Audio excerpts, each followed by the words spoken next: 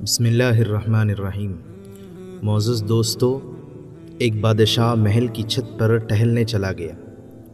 ٹہلتے ٹہلتے اس کی نظر محل کے نزدیک گھر کی چھت پر پڑی، جس پر ایک بہت خوبصورت عورت کپڑے سکھا رہی تھی۔ بادشاہ نے اپنی ایک باندی کو بلا کر پوچھا کہ یہ کس کی بیوی ہے؟ باندی نے کہا، بادشاہ سلامت، یہ آپ کے غلام فیروز کی بیوی ہے۔ بادشاہ نیچے اترا۔ بادشاہ پر اس عورت کے حسن و جمال کا سہرسہ چھا گیا تھا۔ اس نے فیروز کو بلایا۔ فیروز حاضر ہوا تو بادشاہ نے کہا، فیروز، ہمارا ایک کام ہے، ہمارا یہ خط فلاں ملک کے بادشاہ کو دے آؤ اور اس کا جواب بھی ان سے لے آنا۔ فیروز اس خط کو لے کر گھر واپس آ گیا۔ خط کو اپنے تکیے کے نیچے رکھ دیا، سفر کا سامان تیار کیا، رات گھر میں گزاری اور صبح منزل مقصود پر روانہ ہو گیا، اس بات سے لا علم کہ بادشاہ نے اس کے ساتھ کیا چال چلی ہے۔ ادھر فیروز جیسے ہی نظروں سے اوجھل ہوا، بادشاہ چپکے سے فیروز کے گھر پہنچا اور آہستہ سے فیروز کے گھر کا دروازہ کھٹکھٹایا۔ فیروز کی بیوی نے پوچھا، کون ہے؟ بادشاہ نے کہا، میں بادشاہ ہوں، تمہارے شوہر کا مالک۔ تو اس نے دروازہ کھولا۔ بادشاہ اندر آ کر بیٹھ گیا۔ فیروز کی بیوی نے حیران ہو کر کہا، آج بادشاہ سلامت یہاں ہمارے غریب خانے میں؟ بادشاہ نے کہا، میں یہاں مہمان بن کر آیا ہوں۔ فیروز کی بیوی نے بادشاہ کا مطلب سمجھ کر کہا، میں اللہ کی پناہ چاہتی ہوں آپ کے اس طرح آنے سے جس میں مجھے کوئی خیر نظر نہیں آ رہی۔ بادشاہ نے غصے میں کہا، اے لڑکی، کیا کہہ رہی ہو تم؟ شاید تم نے مجھے پہچانا نہیں، میں بادشاہ ہوں، تمہارے شوہر کا مالک۔ فیروز کی بیوی نے کہا، بادشاہ سلامت، میں جانتی ہوں کہ آپ ہی بادشاہ ہیں، لیکن بزرگ کہہ گئے ہیں، شیر کو اگرچہ جتنی بھی تیز بھوک لگی ہو لیکن وہ مردار تو نہیں کھانا شروع کر دیتا۔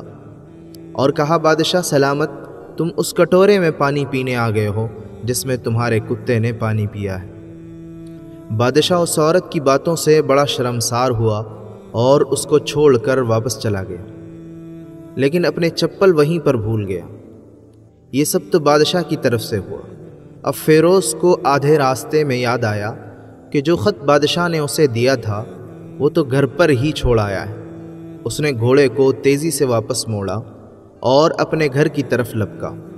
فیروز اپنے گھر پہنچا تو تکیے کے نیچے سے خط نکالتے وقت اس کی نظر پلنگ کے نیچے پڑے بادشاہ کے چپل پر پڑی، جو وہ جلدی میں بھول گیا تھا۔ فیروز کا سر چکرا کر رہ گیا اور وہ سمجھ گیا کہ بادشاہ نے اس کو سفر پر صرف اس لیے بھیجا تاکہ وہ اپنا مطلب پورا کر سکے۔ فیروز کسی کو کچھ بتائے بغیر چپ چاپ گھر سے نکلا، خط لے کر وہ چل پڑا اور کام ختم کرنے کے بعد بادشاہ کے پاس واپس آیا تو بادشاہ نے انعام کے طور پر اسے 100 دینار دیے۔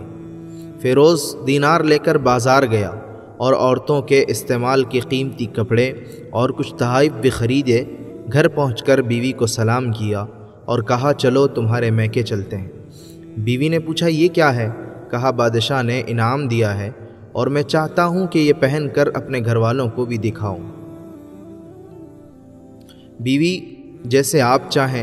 بیوی تیار ہوئی اور اپنے والدین کے گھر اپنے شوہر کے ساتھ روانہ ہوئی۔ داماد اور بیٹی اور ان کے لائے ہوئے تحائف کو دیکھ کر وہ لوگ بہت خوش ہوئے۔ فیروز بیوی کو چھوڑ کر واپس آ گیا اور 1 مہینہ گزرنے کے باوجود نہ بیوی کا پوچھا اور نہ اس کو واپس بلایا۔ پھر کچھ دن بعد اس کے سالے اس سے ملنے آئے اور اس سے پوچھا، فیروز، آپ ہمیں ہماری بہن سے غصے اور ناراضگی کی وجہ بتائیں یا پھر ہم آپ کو قاضی کے سامنے پیش کریں گے۔ تو اس نے کہا، اگر تم چاہو تو کر لو، لیکن میرے ذمے اس کا ایسا کوئی حق باقی نہیں جو میں نے ادا نہ کیا ہو۔ وہ لوگ اپنا کیس قاضی کے پاس لے گئے تو قاضی نے فیروز کو بلایا۔ قاضی اس وقت بادشاہ کے پاس بیٹھا ہوا تھا۔ لڑکی کے بھائیوں نے کہا، اللہ بادشاہ سلامت اور قاضی القضاء کو قائم و دائم رکھے۔ قاضی صاحب، ہم نے ایک سرسبز باغ، درخت، پھلوں سے بھرے ہوئے اور ساتھ میں میٹھے پانی کا کنواں اس شخص کے حوالے میں دیا تو اس شخص نے ہمارا باغ اجاڑ دیا، سارے پھل کھا لیے، درخت کاٹ لیے اور کنویں کو خراب کر کے بند کر دیا۔ قاضی فیروز کی طرف متوجہ ہو کر پوچھا، ہاں تو لڑکے تم کیا کہتے ہو اس بارے میں؟ فیروز نے کہا، قاضی صاحب جو باغ مجھے دیا گیا تھا وہ اس سے بہتر حالت میں نے انہیں واپس کیا ہے۔ قاضی نے پوچھا، کیا اس نے تمہارے حوالے ویسی ہی حالت واپس کیا ہے جیسے پہلے تھا؟ انہوں نے کہا، ہاں ویسے ہی حالت میں واپس کیا ہے، لیکن ہم اس سے باغ واپس کرنے کی وجہ پوچھنا چاہتے ہیں۔ تو قاضی نے فیروز سے کہا، ہاں فیروز تم کیا کہنا چاہتے ہو اس بارے میں؟ فیروز نے کہا، قاضی صاحب میں نے باغ کسی بغض یا نفرت کی وجہ سے نہیں چھوڑا، بلکہ اس لیے چھوڑا کہ ایک دن میں باغ میں آیا تو اس میں نے شیر کے پنجوں کے نشان دیکھے، تو مجھے خوف ہوا کہ شیر مجھے کھا جائے گا، اس لیے شیر کے اکرام کی وجہ سے میں نے باغ میں جانا بند کر دیا۔ بادشاہ جو ٹیک لگائے یہ سب کچھ سن رہا تھا اور اٹھ کر بیٹھ گیا اور کہا، فیروز اپنے باغ کی طرف امن اور مطمئن ہو کر جاؤ، واللہ اس میں کوئی شک نہیں کہ شیر تمہارے باغ آیا تھا، لیکن وہ وہاں پر نہ تو کوئی اثر چھوڑ سکا، نہ کوئی پتا توڑ سکا اور نہ ہی کوئی پھل کھا سکا۔ وہ وہاں پر تھوڑی دیر رہا اور مایوس ہو کر لوٹ گیا، اور خدا کی قسم میں نے کبھی تمہارے جیسے باغ کے گرد لگے مضبوط دیواریں نہیں دیکھی۔ تو فیروز اپنے گھر لوٹ آیا اور اپنی بیوی کو بھی واپس لے لیا۔